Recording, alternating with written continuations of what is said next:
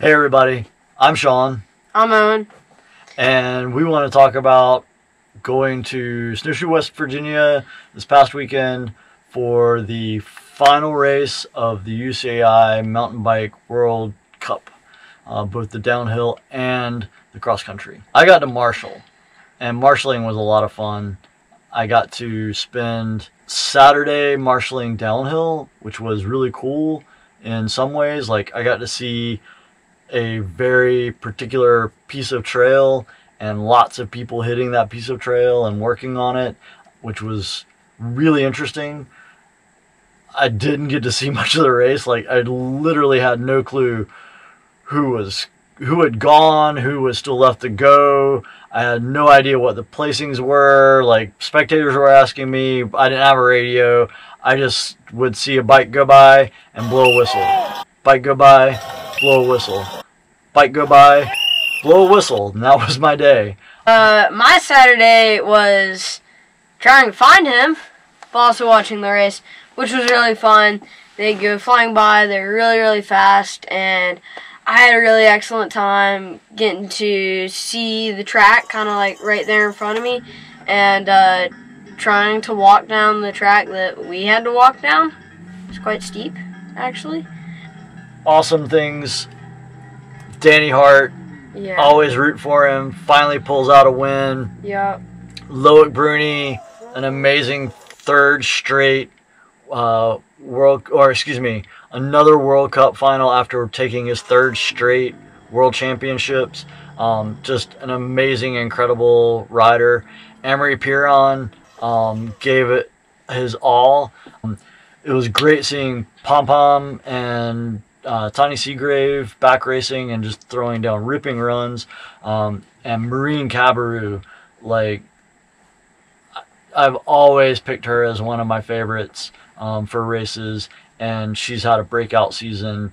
And her, like, now that I came home and watched the coverage and I've seen the full race, that triple that she pulled at the end of the run before the cargo container drop, like, that was a huge move, and she took a bunch of time there. So she's definitely, like, if people aren't eyeballing her for next season, they're unsure. They're not really paying attention to what she's doing, because she's really stepped up multiple levels.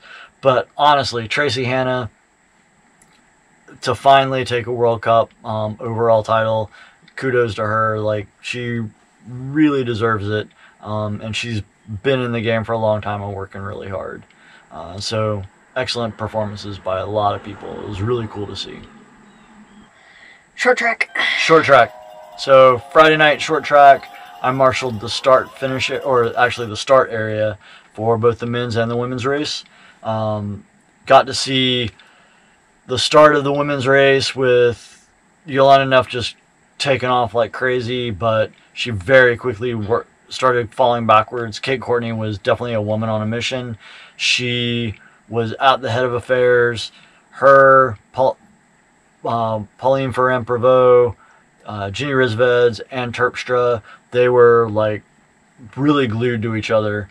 And then Rebecca McConnellag was, you know, trying to bridge the gap to that group, but there was a little bit of exchange of words between a couple of riders, and you could tell the ones that were really just going for the win and trying to do as little as possible, and others that were trying to, you know, distance their rivals to solidify their World Cup standings. So that was really interesting. The men's race was just freaking fast. Those guys are just unbelievably fast when you see them in person. And for both the men and the women, it was interesting to see, like, just how big they are. Like, a lot of them that you see on TV, you think they're fairly small, and then you're around them in person, they're actually, you know, pretty big people. So that was kind of a cool revelation. Friday night, I got passed by Yolanda Neff going to the short track, which was really cool just to see how fast their, like, average kind of, like, I'm just kind of taking it easy pace was, because it's pretty fast. And then got to hang out with Win Masters a lot of the day. I didn't like follow him around. I just kind of bumped into him a lot. And then I got to meet like G. Atherton, Martin Mays, Finn Isles. I got to meet a lot of people. Yep. Yeah, I got to check out a lot of tents. Got to get a lot of free stickers and just basically shirts. be a Grom. Yes, Yep. and hang out with my friends and sessioning this one jump. Sunday, we stayed out a good position. We got to see the rock drop section as well as the log drop section. So from one point, we got to see kind of two halves of the course and really see kind of what things were at. And it was pretty clear at the end of lap 1 that Yolanda Neff was not going to be taking the World Cup overall. Yeah. She just went backwards, and Yeah. you know, she dug deep to get 11th, but it was just not her weekend. Yeah. I heard that maybe she was sick or something like that, but definitely like it was tough to see that it wasn't a more competitive race. But then, you know, Kate Courtney started to fade, and then it was looking like, hey, this is gonna end up being who fades worse than the other. But Kate Courtney came back. she rallied. Yolanda Neff also rallied a little bit and came back and got 11th. And Kate Courtney got 5th. Yep. Yeah, I remember it was like on the rock garden where I saw she had passed one person on the rock garden, and then like after that I saw she passed Rizveds, and then I was like, oh, she's found her legs and is moving back up. So that was definitely cool to see. And the coolest thing was 3 American women in the top 10. Yeah. So Kate Courtney in 5th, Chloe Woodruff in 7th, and Chloe just is showing that she is a consistent top 10 rider, and that's a huge leap at the World Cup level. So great performance by her. And then Leah Davidson slotting in right there in I believe it was 10th. Yeah, just ahead of... And we're coming up on a Olympic year next year, and if the women's field can get 3 berths, like, those are 3 solid contenders.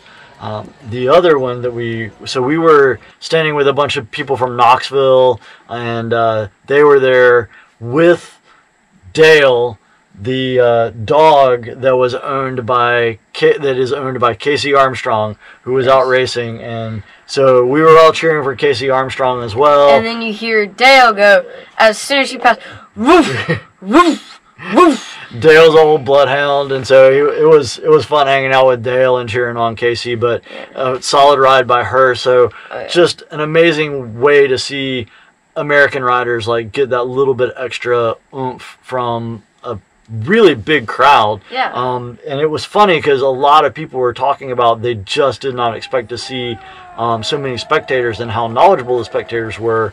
But I think that something that the Europeans don't really realize about the States is that if you're going to watch a mountain bike race, it's because you're a pretty passionate mountain biker yourself. And so knowing like all these people's names that are like sitting there in you know the top 20 or the top 30 and knowing who they all are, that's kind of common for us because we watch this and love this and eat up every aspect of it.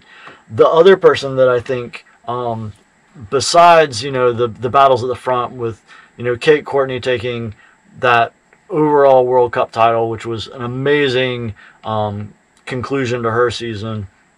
And then, you know, Rebecca McConnellag really came back to form this season and really has shown what she's capable of again at the top level.